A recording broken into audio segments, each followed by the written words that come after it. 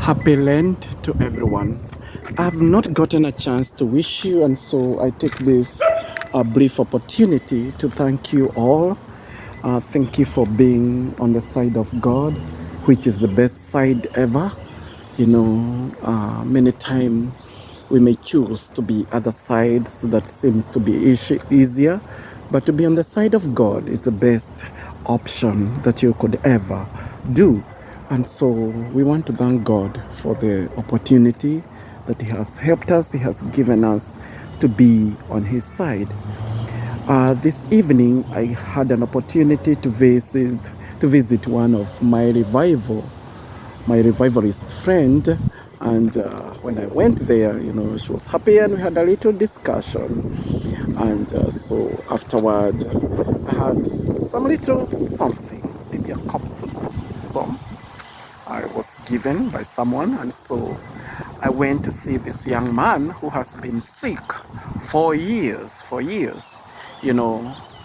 His mother does not believe that children should be burying their parents, and so it is that children should go ahead of the parents. That means death. And so when I went there, the man now, this man, who I will reserve his name, his stomach is swollen bad because now he has a liver problem, and at the same time he broke his hand in the hospital. So he doesn't really look good at all, even though he is able to eat.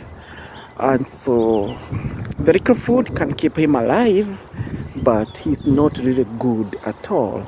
And I had to assure him, when we are gone, when we are not there, when we are not present, the Holy Spirit, the angels of God will minister him, will take care of him.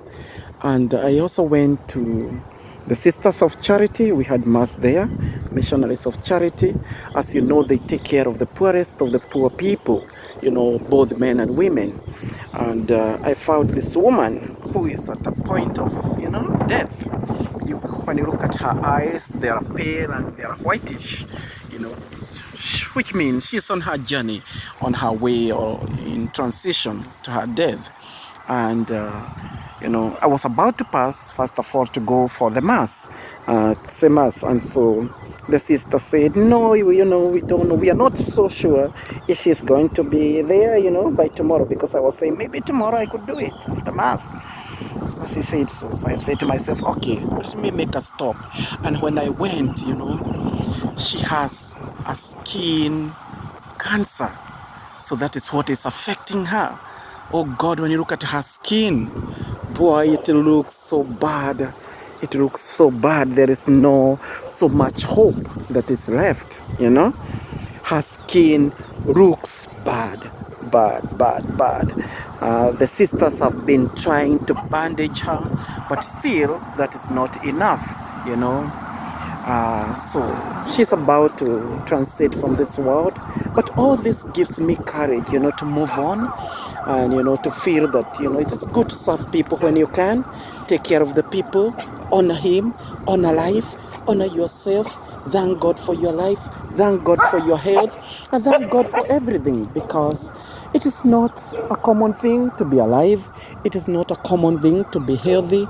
It is not a common thing also to be living this life that we have been given by God. That is why we have to discipline it. It is not everything that you see that you have to eat.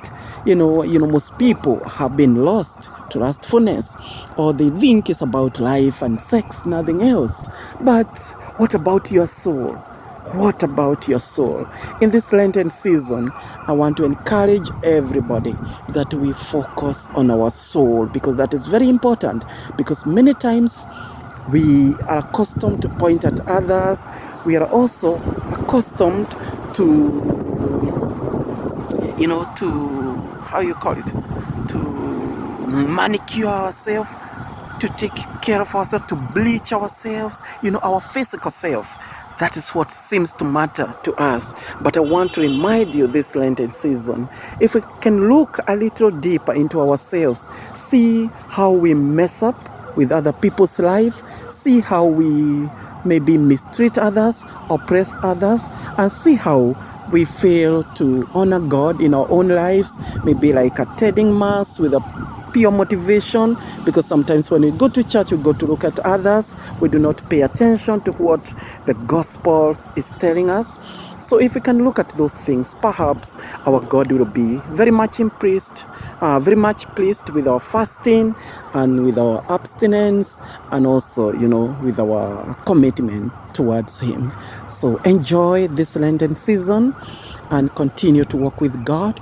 We celebrate the first Sunday of Lent tomorrow. So let us continue to focus on our soul, because that is what matters when our bodies have been corrupt.